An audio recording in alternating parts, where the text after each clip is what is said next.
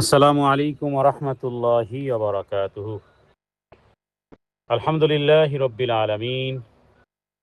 শুরু হচ্ছে দর্সে দোয়া পর্ব নম্বর 43। আজ আমরা হাদিস থেকে বর্ণিত একটি দোয়া এনেছি, যে দোয়াটি অত্যন্ত গুরুত্বপূর্ণ একটি দোয়া। এটি রাসূলুল্লাহ সাল্লাল্লাহু আলাইহি ওয়াসাল্লামের শিখানো দোয়া এবং সাহাবায়ে কেরাম এই দোয়াটি পাঠ করতেন। যে দোয়াটি হলো আলহামদুলিল্লাহিল্লাযী আফানি মিম্মা বতালাকা বিহি ওয়াফাদ্দালানি আলা কাসীরিম মিম্মান খালাকা তাফদীলা। সমস্ত প্রশংসা আল্লাহ সুবহানাহু ওয়া তাআলার জন্য, যিনি আমাকে এই বিপদ থেকে নিরাপদ রেখেছেন, যেটা দিয়ে এই ব্যক্তিকে পরীক্ষা করেছেন এবং আমাকে তার সৃষ্টির অনেকের উপরে আমাকে শ্রেষ্ঠত্ব দান করেছেন। মূলত এই দোয়াটি সাধারণত পড়া হবে যখন আমি কাউকে দেখব যে সে কোনো কষ্টে আছে, কোনো দুঃখে আছে, কোনো রোগে আছে, কোনো বিপদে আছে, কোনো আপদে আছে, কোনো রকমের মুসিবত তার উপর গ্রেফতার হয়ে আছে, দুনিয়াবি কোনো পরীক্ষা ইত্যাদি। তখন আমরা এটা মনে মনে পড়ব তাকে, যাতে করে তার কষ্ট না লাগে। দোয়াটির একটা শ্রেষ্ঠত্ব এখানে, যে এটা আসলে আল্লাহ তাআলার শুকরিয়া আদায় করা, যে সে যে বিপদে আছে, আল্লাহ ওই বিপদে যেন আমি গ্রেফতার না হই। কারো দারিদ্রতা দেখে বলতে পারি যে হে আল্লাহ, সে যে দারিদ্রের কষাঘাতে জর্জরিত, আমি যেন ওই দারিদ্রের কষাঘাতে জর্জরিত না হই। অমুক ব্যক্তি অমুক বিপদে আছে, অমুক কষ্টে আছে, অমুক দুঃখে আছে, অমুক ঝামেলায় আছে, ওই ঝামেলায় যেন আমি না জড়িয়ে পড়ি। এটা মনে মনে আল্লাহ তাআলার কাছে বলা। এমনিতে মনে মনে বললে সে দোয়া বেশি পাওয়ারফুল হয়। হযরত জাকারিয়া আলাইহিস সালাতু ওয়াস সালামের দোয়া ছিল মনে মনে, ইজনাদা রাব্বাহু নিদান খাফিয়্যা। খাফিয়া মানে গোপনে গোপনে, চিৎকার চিল্লাচিল্লি নয়, মনে মনে। তাহলে এই দোয়া পড়তে হবে মনে মনে, যাতে করে কেউ কষ্ট না পায়। এটি সুনানে তিরমিজির একটি হাদিস, 3432। ইমাম আহমদ সহ আরও একাধিক গ্রন্থে রয়েছে। আচ্ছা, এই দোয়ার ব্যাপারে নবীজি কি বলেছেন? রাসূলুল্লাহ সাল্লাল্লাহু আলাইহি ওয়াসাল্লাম বলেছেন, যদি কোনো ব্যক্তি কোনো বিপদগ্রস্ত মানুষকে দেখে, সেটা যেই ক্যাটাগরি হোক না কেন, আমরা রাস্তায় চলতে গেলে কত মানুষকে দেখি, কারো হাত নেই, কারো পা নেই, কেউ বিকলাঙ্গ, কেউ অসুস্থ, কেউ দরিদ্র, কেউ ভিক্ষা করতেছে, কেউ খুব কষ্টের কাজ করতেছে, কেউ ঠেলাগাড়ি ঠেলতেছে। তার মানে আমার দৃষ্টিতে যেই কাজটি মনে হচ্ছে এটা আমার জন্য অনেক কষ্টের, তাহলে সেই বিপদগ্রস্ত ব্যক্তিকে দেখে মনে মনে তাকে তাকে শুনিয়ে নয়, যদি কোনো ব্যক্তি এই দোয়াটি পাঠ করে, তাহলে সে নিজে ওই বিপদ থেকে নিরাপদ থাকবে ইনশাআল্লাহ। তাহলে কখন পড়বো আমরা? যখন আমি কাউকে আমার চেয়ে নিচের অবস্থানে দেখব। কেউ রোগে আছে, কেউ দুঃখে আছে, কেউ কষ্টে আছে, কেউ অক্ষমতা আছে, কেউ বিপদে আছে, তখন আমরা এই দোয়াটি পাঠ করব। মনে মনে পড়তে হবে, কারণ ওই ব্যক্তি যদি শুনতে পায় তাহলে সে কষ্ট পাবে। তো কারণ তাকে কাউকে ছোট করা, কাউকে হেয় প্রতিপন্ন করা যাবে না। এখানে মূল বিষয়টি হলো যে আল্লাহ তাআলার শুকরিয়া আদায় এবং নিজের সেফটি, সিকিউরিটি, নিরাপত্তা। সাহাবায়ে কেরাম রিদওয়ানুল্লাহি তাআলা আলাইহিম আজমাইন তারা এটা পড়তেন, নবীজি দোয়া শিখিয়েছেন। সুতরাং এর ফজিলত বলা যেতে পারে, এই দোয়া যে পাঠ করবে, যেই দৃশ্য সে দেখেছে, যেই বিষয়টি সে তার মাইন্ডে রেখেছে, ওই বিপদ থেকে আল্লাহ রক্ষা করবেন, ওই বিপদ থেকে তাকে আল্লাহ হেফাজতে রাখবেন। ইমাম নববী তিনি বলেছেন যে এই দোয়া হলো শুকরিয়া আদায়ের একটা বহুত বড় দোয়া। এতে নিজের নিরাপত্তার জন্য আল্লাহর কাছে কৃতজ্ঞতা এবং অন্যের কষ্ট দেখে অহংকার না করা, বরং নম্রতা এবং দয়া। এই দোয়া আমাদের অহংকারকে চূর্ণ করে দেয়। মনে করুন কোনো নারী, সে এমন একজন নারীকে দেখলো যে দেখতে শুনতে কালো। তাহলে এই সুন্দরী নারী, এই ফিজিক্যাল সুন্দরী নারী যদি এই দোয়াটা পড়ে যে আল্লাহ, আমার চেহারা যদি এরকমের কালো হতো বা এরকমের হতো, যখন এই দোয়া পাঠ করবে তখন এই নারীর অহংকার আসবে না। একজন কোটিপতি ব্যক্তি যদি একজন ভিক্ষুকের দিকে তাকিয়ে এই দোয়া পাঠ করে, এই কোটিপতির অহংকার আসবে না, কারণ সেও ওই জায়গাতে সেও হতে পারত। দিয়ে ধন বুঝে মন কেড়ে নিতে কতক্ষণ।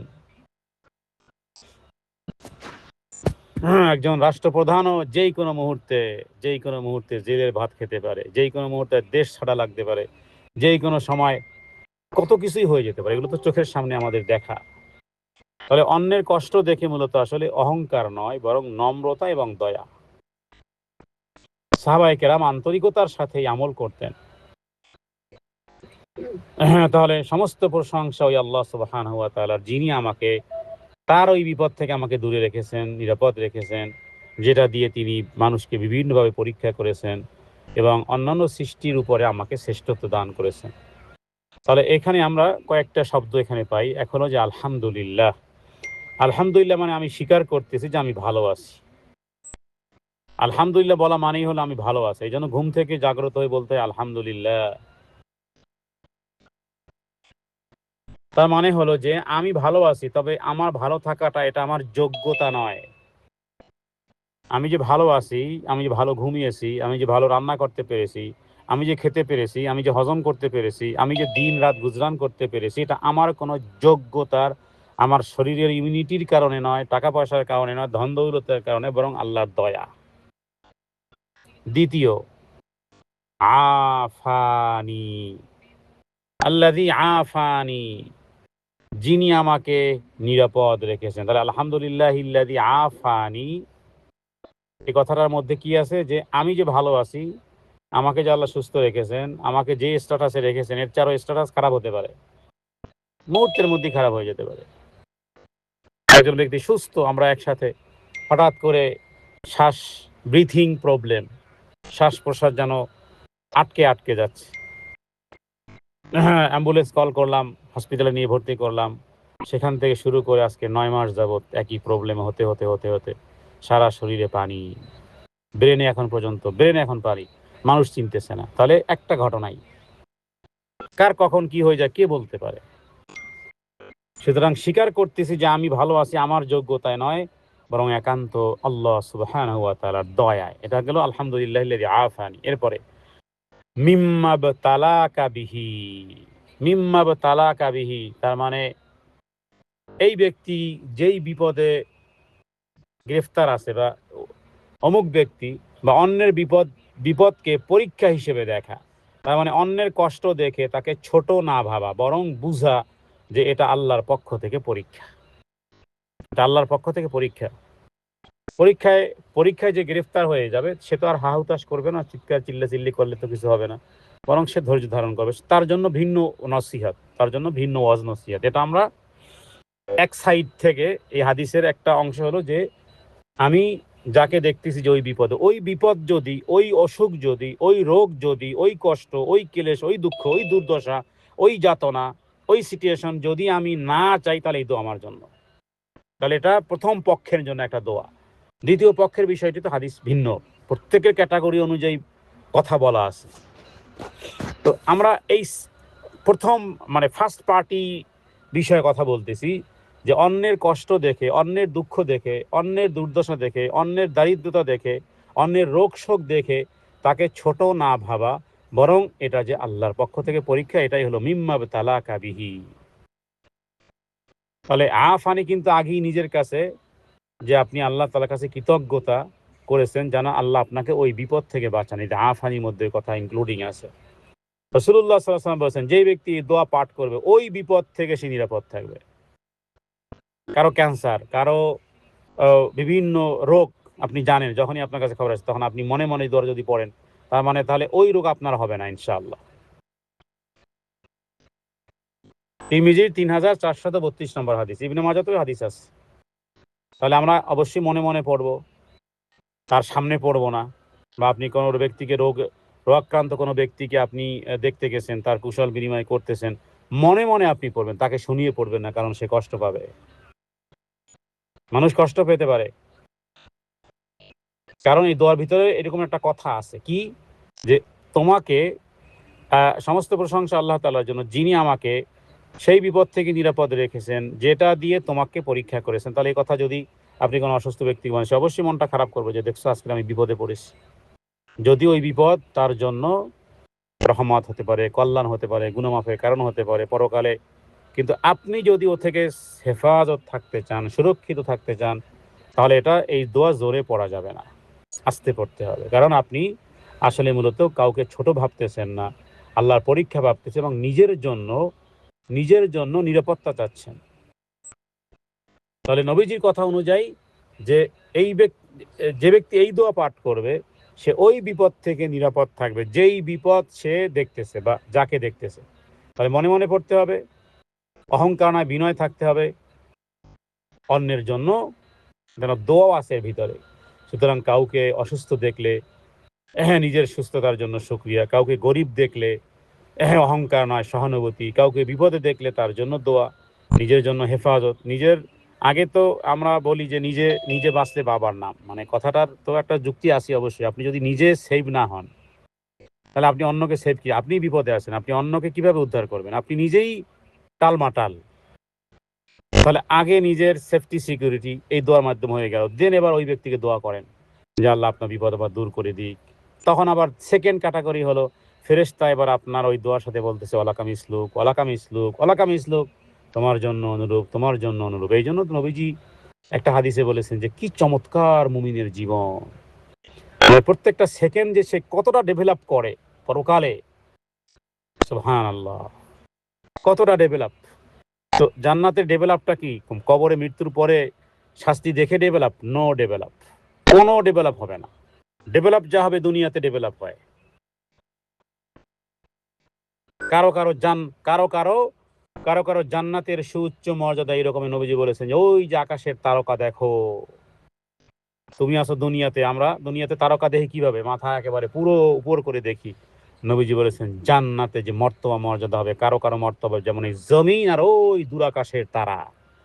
তার মানে জমিনে যিনি আছে ইনিও জান্নাতি, আর ওই যে দূর আকাশের তারা দেখতেছি আমরা কত কোটি বিজ্ঞানের, হ্যাঁ, যে সেটা বিষয়ে তার আলোচনা প্রয়োজনীয়তা নেই, যে আলোর গতিও আসতেছে এই পরিমাণ, কত বিলিয়ন ট্রিলিয়ন উপরে তারকা পৃথিবী সৃষ্টির পর থেকে শুরু করে আলো আসতেছে এখনো জমিনে আসে না। তাহলে কত বিলিয়ন ট্রিলিয়ন আরব, কত ডিস্টেন্স এই জমিন থেকে। তাহলে ইনিও জান্নাতি, ওই যে এট দ্য টপ লেভেলে আছে উনিও জান্নাতি, সুবহানাল্লাহ। তাহলে এই যে ওই যে এট দ্য টপ লেভেলে গেল এই ব্যক্তি কিভাবে গেল? কি মরার পরে গেছে? হ্যাঁ, মৃত্যুর পরে তো গেছে, কিন্তু তার কর্ম ছিল। এই জন্য নবীজি বলেছেন মুমিনের জীবন বড় আশ্চর্য, বড় মিরাকেল। তাহলে এই দোয়ার মধ্যে আছে শুকরিয়া, এই দোয়ার মধ্যে আছে বিনয়, এই দোয়ার মধ্যে আছে নিজের নিরাপত্তা। ওমর ইবনুল খাত্তাব রাদিয়াল্লাহু তাআলা আনহু থেকে বর্ণিত, তিনি বলেন রাসূলুল্লাহ সাল্লাল্লাহু আলাইহি ওয়াসাল্লাম বলেছেন, যেই ব্যক্তি কোনো বিপদগ্রস্ত মানুষকে দেখে এবং বলবে সমস্ত প্রশংসা আল্লাহ তাআলার জন্য, যিনি আমাকে সেই বিপদ থেকে নিরাপদ রেখেছেন যেটা দিয়ে তাকে পরীক্ষা করেছেন এবং তার সৃষ্টির উপর ও অনেকের উপর আমাকে শ্রেষ্ঠত্ব দান করেছেন, তাহলে সেই ব্যক্তি ওই বিপদ থেকে নিরাপদ থাকবে যতদিন সে জীবিত থাকবে ইনশাআল্লাহ। যতদিন সে জীবিত থাকবে ওই বিপদ থেকে সে দূরে থাকবে। সুতরাং বিপদ যদি ঠেকাতে হয়, অভাব অনটন ঠেকাতে হয়, দুর্দশা দুঃখ দুর্দশা ঠেকাতে হয়, অথবা যে জিনিসটি আমার কাছে ভালো লাগতেছে না, যে ওই ক্যাটাগরিতে আমি যেন কোনোদিন না যাই, তাহলে এই দোয়া পাঠ করতে হবে। কারণ এখানে আল্লাহ শুকরিয়া আছে, অন্যের কষ্ট দেখে বিনয়ী হওয়া আছে, নিজের জন্য হেফাজত কামনা করা আছে। তাহলে এই দোয়া আলহামদুলিল্লাহিল্লাযী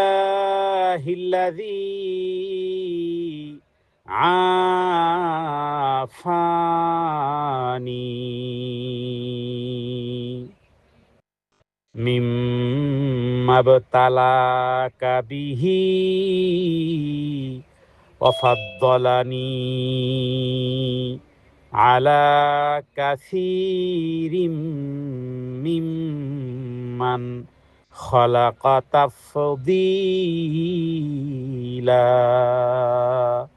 আলা কাসীরিম মিম্মান, অধিকাংশ মানুষ যেই তার সৃষ্টির অনেক মানুষকে, মানে নিজেকে ভাবতে হবে যে আপনি গোটা মাখলুকাতের মধ্যে আপনি একজন অন পিস পারসন, যিনি আপনাকে আল্লাহ তাআলা একটা স্পেশাল সুরক্ষিত জায়গায় রেখেছেন। এটা যখন ভাববেন তখন আপনি আল্লাহ তাআলার নেয়ামতের যেন সত্যিকার অর্থেই আর এটা তো বাস্তবিক আমরা যেই ক্যাটাগরিতে আছি। আপনি পৃথিবীর অনেক দেশে মানুষের ক্যাটাগরি দেখেন। হ্যাঁ, আপনি হয়তোবা বলেন যে আমার ঘরটা সুন্দর না। কত মানুষের ঘর নেই। কত মানুষের ঘর নেই। হ্যাঁ, হযরতে ঈসা আলাইহিস সালাতু ওয়াস সালামের তো ঘরবাড়ি ছিল না জানেন। ওমর রাদিয়াল্লাহু তাআলার মাথায় ইট দিয়ে শুয়ে আছেন। আরে কত মানুষের তো মাথায় ইট দেওয়ারও নাই। কত মানুষের মাথার নিচে হাত দিয়ে আছে, ইটও নাই। হাত দিয়ে শুয়ে আছে। তাহলে আপনি যত নিচের দিকে তাকিয়ে দেখবেন যে অনেক হাজার লক্ষ মানুষের যে আল্লাহ আপনাকে বেস্ট পজিশনে রেখেছেন, এটা বুঝার জন্য এই দোয়া। হাজার লক্ষ মানুষের চেয়ে যে আল্লাহ আপনাকে একটা বেস্ট পজিশনে রেখেছেন, কি আপনার আপনার ক্যারিয়ারটা কি? আপনি কি আমল করেছেন যে আল্লাহ আপনাকে এত সুখে রেখেছেন? সেটা প্রত্যেক ব্যক্তি। কোন ভিক্ষুক শেখ সাদী যখন অনেক দিন সংগ্রহ করে জুতা কিনবেন এক জোড়া, অল্প অল্প করে অনেক দিন ধরে টাকা জমিয়েছেন। অনেক দিন ধরে টাকা জমিয়েছেন। এরপরে বাজারে গেছেন এক জোড়া জুতা কিনবেন, শখের জুতা কিনবেন। একটা সময় ছিল, এখন তো বাচ্চারা যা চাই কামনা করে তাই উপস্থিত। কিন্তু একটা সময়কাল ছিল ৩০ বছর ৪০ বছর আগের স্বাধীনতার পরে বা দুর্ভিক্ষের পরের সময়কালে মানুষের কাছে এক জোড়া জুতো, একটা জামা, একটা মাফলার, একটা টুপি, একটা পাঞ্জাবি, একটা থ্রি পিস, এক জোড়া এগুলো শখের ছিল যে অনেক দীর্ঘ পথ পাড়ি দিয়ে তারপরে একটা শখের জিনিস। তো শায়েখ সাদী তার জুতো নেই। একজোড়া জুতা কিনবেন। অনেক দিন ধরে টাকা পয়সা জমা করেছেন। বাজারে গিয়ে দেখলেন যে এক লোকের পাও নাই। তো তিনি বললেন যে আমার তো পাও আছে, জুতা নাই। অসুবিধা নেই। আমার এই টাকাটাও পাওয়ার যার পাও নেই তাকেই দিয়ে আসি। তো এভাবে করে মূলত আসলে এই দোয়ার মধ্যে একটা সঠিক একটা সুন্দর এবং নিজেকে হ্যাঁ, মানে প্রবাহমান এই গীত গতির সাথে যখন নিজেকে এই দোয়ার সাথে সম্পৃক্ত করবে তখন আল্লাহ তাআলার শুকরিয়ার জন্য এটাই সমস্ত প্রশংসা হে আল্লাহ তোমার জন্য। তুমি আমাকে এই বিপদ থেকে নিরাপদ রেখেছো এবং যার মাধ্যমে তুমি কতজনকে পরীক্ষা করেছো এবং আমি মনে করি যে সৃষ্টির অনেকের উপরে তুমি আমাকে শ্রেষ্ঠত্ব দান করেছো। হ্যাঁ, আপনি এখন এই প্রায়ই শোনা যায় যে জন্ম হয়েছে বাচ্চার হার্টে ছিদ্র। তারপরে একজনের তো হার্টই নেই। কিছুদিন আগে বাচ্চা যে হার্ট এত ছোট এই দুবাইতেই প্রায় ২ মাস এই দেশের হসপিটালে রইলো। হার্ট অর্ধেক হার্ট। এরপরে বাচ্চাটা মারা গেছে, এখানে দাফন করা হয়েছে। আমাদের পরিচিত খুব কাছের। এরপরে কয়েকদিন আগে আমরা একটা বাচ্চার বিষয়ে কথা বলেছি যে যার পায়ুপথের ছিদ্র নেই, কারো হার্ট নেই, কারো এটা নেই ওটা নেই। তো এইভাবে ভূমিষ্ঠ হয়েছে। তো আমরা তাদের বিষয়ে কোনো কনডেম করতেছি না। সেটা তো আগেই বলেছি যে আমি ওই বিষয়ে আলোচনা করতেছি না। বরং আল্লাহ তাআলা যে আপনাকে সুস্থতার সাথে একজন ফকির, একজন যে ভিক্ষা করে রাস্তায় সবার কাছে, হ্যাঁ, টাকা পয়সা চায় যে ভিক্ষা দিবেন, ওই ফকিরের চোখ ঠিক আছে, দিমাগ ঠিক আছে, দিল ঠিক আছে, হার্ট ঠিক আছে, ফুসফুস ঠিক আছে, কিডনি ঠিক আছে, লিভার ঠিক আছে, যা খায় তাই হজম হয়, হাঁটতে পারতেছে, মুভ হতে পারতেছে। এগুলো প্রত্যেকটা কয় কোটি টাকার নেয়ামত। তার শরীরে তো কয়েক হাজার কোটি টাকার নিয়ামত আছে। হ্যাঁ, সুতরাং এই দোয়ার মাধ্যমে আমরা নিজেদেরকে সেভ করতে পারবো। যেহেতু রাসূলুল্লাহ সাল্লাল্লাহু আলাইহি ওয়াসাল্লাম এই দোয়ার মধ্যে ওই বিষয়টি বলেছেন, যেই ব্যক্তি এটা সত্যিকার অর্থে বুঝে পড়বে, হ্যাঁ, তাহলে সেই ব্যক্তি ওই বিপদ থেকে নিরাপদ থাকবে যতদিন সে জীবিত থাকবে ইনশাআল্লাহ। বিইজনিল্লাহ ওয়া মা তৌফিক ইল্লা বিল্লাহ। সুতরাং এই দোয়াটি আমরা বারবার পড়ার মাধ্যমে যাতে করে মুখস্থ হয় এবং প্রত্যেক দিন সোশ্যাল মিডিয়াতে, অফলাইনে অথবা অনলাইনে যত মানুষের দুঃখ দুর্দশা, হতাশা, লাঞ্ছনা, অপমান, অপদস্থ, রোগ শোক, বিপদ আপদ যাই কিছু দেখব, মনে মনে এই দোয়া পাঠের মাধ্যমে আল্লাহ তাআলার প্রশংসা আদায় করা হবে এবং যেই বিপদে আশেপাশের মানুষ গ্রেফতার আছে ওই বিপদ থেকে আমি নিরাপদে থাকতে পারবো এবং নিজেকে মনে করতে পারবো যে আমাকে আল্লাহ তাআলা অনেক ব্যক্তির উপর সত্যিই এক্সাক্টলি আমাকে শ্রেষ্ঠত্ব দান করেছেন। এখানে তিনটি গুরুত্বপূর্ণ কথা এই দোয়ার মধ্যে নিহিত আছে। আল্লাহ তাআলা আমাদেরকে সত্যিকার অর্থে বুঝে হৃদয়ঙ্গম করে এই দোয়া পাঠের মাধ্যমে সত্যিকার অর্থে আল্লাহ সুবহানাহু ওয়া তাআলার ওই প্রশংসা আদায় করা এবং ওই বিপদ থেকে নিজেকে সেভ রাখা এবং নিজেকে সত্যিকার অর্থেই পৃথিবীর সবচেয়ে শ্রেষ্ঠ সুখী মানুষ মনে করা, যে পৃথিবীতে সবচেয়ে সুখী মানুষ আমি। কারণ এই দোয়ার শেষের অংশ ওটাই আছে যে, হে আল্লাহ, পৃথিবীর সৃষ্টি অনেকের উপরে তুমি আমাকে শ্রেষ্ঠত্ব দান করেছো। সুতরাং এই দোয়ার ভিতরে অনেক বিষয়গুলো আছে যেগুলো বুঝে এক্সপ্লেন করে কখনো মানুষের পক্ষে সম্ভব নয়, কারণ এটা রাসূলুল্লাহ সাল্লাল্লাহু আলাইহি ওয়াসাল্লামের মুখ নিঃসৃত অমীয় স্বর্ণালী বাণী, যার প্রত্যেকটা শব্দে আছে গভীরতা, যে তার প্রত্যেকটা শব্দে আছে বিশালতা। আল্লাহ তাআলা আমাদেরকে এই দোয়া পাঠ করার তৌফিক দান করুক। হাদা মিনাল ইলমু ইনদাল্লাহ, আল্লাহু আ'লামু বিস-সাওয়াব, সাল্লাল্লাহু আলা সাইয়্যিদিনা মুহাম্মাদিন নবিয়্যিল উম্মি ওয়া আলিহি ওয়া সাল্লাম। আসসালামু আলাইকুম ওয়া রাহমাতুল্লাহি ওয়া বারাকাতুহু।